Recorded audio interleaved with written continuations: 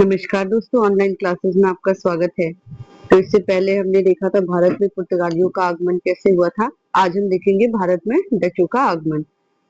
तो ये यूरोप है और यहाँ पुर्तगाल है और स्पेन है यहाँ पे। और ये है बिस्के की खाड़ी।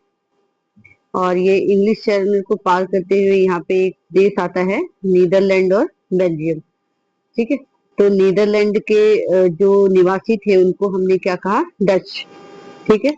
और नीदरलैंड को हम हॉलैंड के नाम से भी जानते हैं। और इसी नीदरलैंड के निवासी जो थे वो क्या थे, डच कहलाते थे। और नीदरलैंड की जो राजधानी है वो क्या है, एम्स्टर्डम। और ये क्या है, एक यहाँ पे एम्स्टर्डम में एक क्या है, बहुत ही व्यस्त बंदरगाह है जिसको हम कहते हैं रोटरडम। और ये बंदरगाह जो है उत्तरी सागर के तट पर है और राइन नदी के किनारे। ठीक है, कहाँ है ये, राइन नदी के किनारे। यहाँ से राइन नदी बहती है, इसके क्या है, ये किनारे पे है। ठीक है। और रोटरडम जो है बंदरगाह जो है पूरे यूरोप का सबसे व्यस्तम बंदरगाह है। ठीक है, आज भी यहाँ पे ये पूरे यूरोप का सबसे व्यस्तम बंदरगाह रोटरडम है। और नीदरलैंड पर पहले क्या था, स्पेन का अधिग्रहण था। और 1581 में नीदरलैंड स्पेन से क्या हो गया, स्वतंत्र हो गया।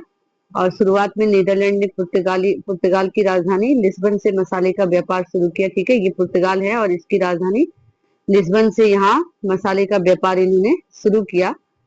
और बाद में क्या हुआ कि पुर्तगालियों ने क्या किया, पुर्तगालियों ने लिस्बन से तब तक व्यापार किया जब तक कि उन्होंने पुर्तगालियों से अच्छी सेना और जलयान न बना लिए। अब पुर्तगाली जो थे ये यहाँ पे हिंद महासागर है, हिंद महासागर पे पूरा पुर्तगालियों का वर्चस्व था। और इनके पास अच्छी सेना थी, अच्छे अच्छे जलयान थे। तो जो आपके नीदरलैंड के निवासी थे डच, तो डचों ने पुर्तगालियों के साथ तब तक व्यापार किया जब तक कि उन्होंने एक अच्छी सेना और अच्छे जलयान न बना लिए। क्योंकि क्या था उस टाइम पे, हिंद महासागर पे पूरा पुर्तगालियों का वर्चस्व था।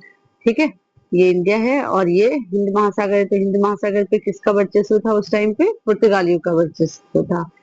तो देखिए इनके यूरोपियों के आने का क्रम देखिए। सबसे पहले पुर्तगाली 1498 ईस्वी में आए। उसके बाद डच आए 1595 में।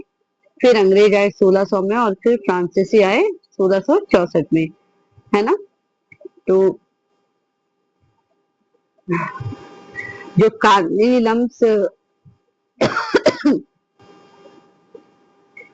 कार्निलस डेहसमान जो था, जिसे हाफमैन भी कहते हैं, पहला डच जो था नीदरलैंड से आया था, उसका नाम क्या था, कार्निलस डेहसमान, जिसे हाफमैन भी कहते हैं। 1602 में इंडोनेशिया के वांटम पे इन्होंने क्या करा, कब्जा कर लिया।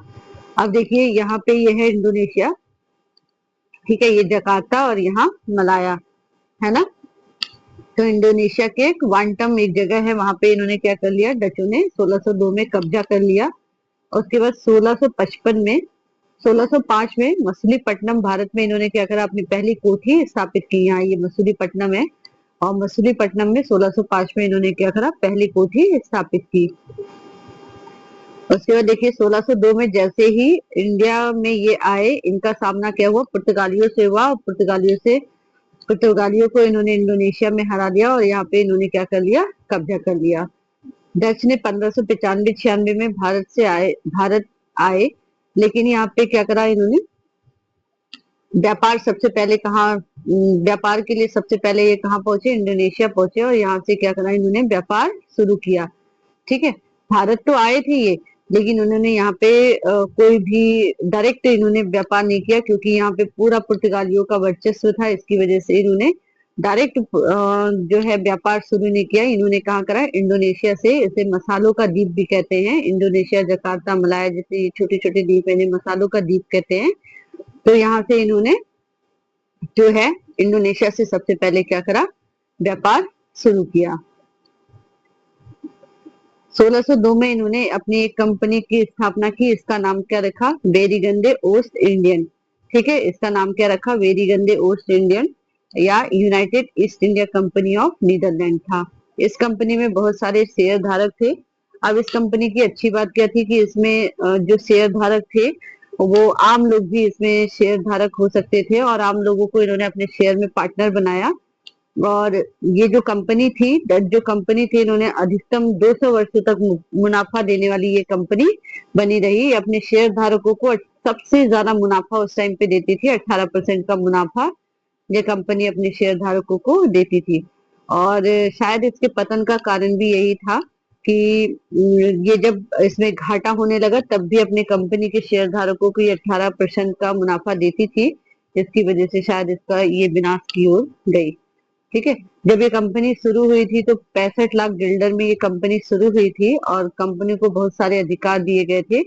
जब जब ये डच जो थे वो भारत आए तो इसमें कंपनी को बहुत सारे अधिकार दिए गए थे, जैसे सैन्य कार्यवाही करने का। अगर किसी क्षेत्र पे हमारा हमें मतलब लड़ाई करके अगर वो क्षेत्र हम जीतते हैं, या हम पे किसी ने डचों पे अगर हमला बोल दिया तो हम सैन्य कार्यवाही के थ्रू उन पे सैन्य कार्यवाही कर सकते थे। उस क्षेत्र को हम सैन्य कार्यवाही करके अगर हम जीत जाते हैं तो उस क्षेत्र को हम पे अधिकार करने का अधिकार जो है कंपनी ने दिया था। उसके बाद संधियों का अधिकार दिया था। अगर किसी क्षेत्र को जीत लिया और जीतने के बाद अगर उस पर अधिकार करना है तो संधियों का भी अधिकार कंपनी ने क्या किया, दिया था। व्यापार का अधिकार दे दिया था। तो कंपनी ने जो है बहुत सारे अधिकार जो है वो दिए थे यहाँ पे। और प्रारंभ में 21 साल के लिए जो है व्यापार करने की अनुमति दी गई थी कंपनी को। ठीक है। भारत में पहली कोठी जो है 1605 में कोठी मसूलीपट्टनम आंध्र प्रदेश में स्थापित की गई। तो ये है आपका मसूलीपट्टनम। देखिए मसूलीपट्टनम आंध्र प्रदेश में है। आंध्र प्रदेश में तो सबसे पहली कोठी इन्होंने 1605 में कहाँ स्थापित की थी, आंध्र प्रदेश में मसूलीपट्टनम में। उसके बाद 1613 में इंडोनेशिया के जकार्ता द्वीप को इन्होंने क्या करा, जीत लिया और वहां पे एक शहर बसाया, बेटेविया। ठीक है। बेटेविया शहर किसके द्वारा बसाया गया है, डचों के द्वारा। बेटेविया से ही ये भारत के व्यापार को क्या करते थे, नियंत्रित करते थे। ठीक है। अब देखिए 1595 में कार्लिनियस देहस्मान जो है भारत आया था। उसके बाद 1602 में इन्होंने क्या कर लिया, कंपनी स्थापित कर ली। डचों ने क्या क्या काम किए ये हम फटाफट देख लेंगे एक नजर में। तो 1595 में कार्लिनियस देहस्मान जो है वो भारत आया था। और उसके बाद 1602 में इन्होंने कंपनी स्थापित की। 1602 में इन्होंने वांटम को जीता। 1605 में इन्होंने अम्बा यान को जीता। और 1612 में जकार्ता को जीता और क्या बनाया, बसाया, बेटेविया नगर को बसाया। उसके बाद 1641 में इन्होंने मलक्का पर कब्जा कर लिया और 1658 में सिलोन यानी कि श्रीलंका पे भी क्या कर लिया, इन्होंने कब्जा कर लिया। अब पुलिकट में बारूद का कारखाना बनाया इन्होंने और एक टकसाल बनाया। टकसाल में जो है एक स्वर्ण सिक्का पैगोडा बनवाया।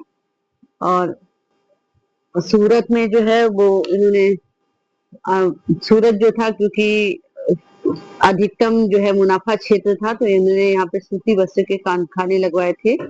और पुलिकट को मुख्यालय बनाया 1690 तक। 1690 के बाद इन्होंने नागपट्टनम में मुख्यालय को क्या कर लिया, स्थापित कर लिया। उसके बाद यहाँ पे मसूलीपट्टनम में जो आंध्र प्रदेश में है 1605 में इन्होंने एक कोठी स्थापित की और यहाँ पे ये नील का व्यापार करते थे। पुलिकट, ये पुलिकट है जो तमिलनाडु में है, 1610 में स्थापित की। यहाँ पे ये वस्त्रों का व्यापार करते थे, है ना। और यहाँ बंगाल में इन्होंने कई कोठियां स्थापित की। कासिम बाजार जैसे रेशम चक्री की स्थापित की यहाँ पे इन्होंने। और यहाँ इसमें 300 कर्मचारी जो है काम करते थे। उसके बाद चिनसुरा, यहाँ पे रेशम वस्त्र बनाया जाता था। और सोरा और अफीम की फैक्ट्री यहाँ पे थी चिनसुरा में। ठीक है। और उसके अलावा बंगाल के कई क्षेत्र जो थे वो नीदरलैंड से कंट्रोल होते थे और बाकी क्षेत्र सारे कहाँ से कंट्रोल होते थे, बेटेविया से। ठीक है। तो बंगाल का जो क्षेत्र था ये आपका कासिम बाजार और चिनसुरा, तो बंगाल क्षेत्र को डायरेक्ट जो है नीदरलैंड से कंट्रोल होते थे। बाकी सब कहाँ से होते थे, यहाँ पे जकार्ता से। ठीक है, बेटेविया से। 1663 में कोचीन में पुर्तगालियों से डच जीत लेते हैं कोचीन को। 1663 में पुर्तगाली हार जाते हैं और डच कोचीन को जीत लेते हैं। 1759 में बेदरा का युद्ध बंगाल में हुआ, ब्रिटिश ईस्ट इंडिया कंपनी और डचों के बीच हुआ, जिसमें डच क्या हो गए, हार गए। और 1795 में पेरिस की संधि हुई। इस संधि के द्वारा डचों ने के सभी क्षेत्र क्या कर लिए गए, अंग्रेजों द्वारा छीन लिए गए। तो आज के लिए इतना ही। धन्यवाद।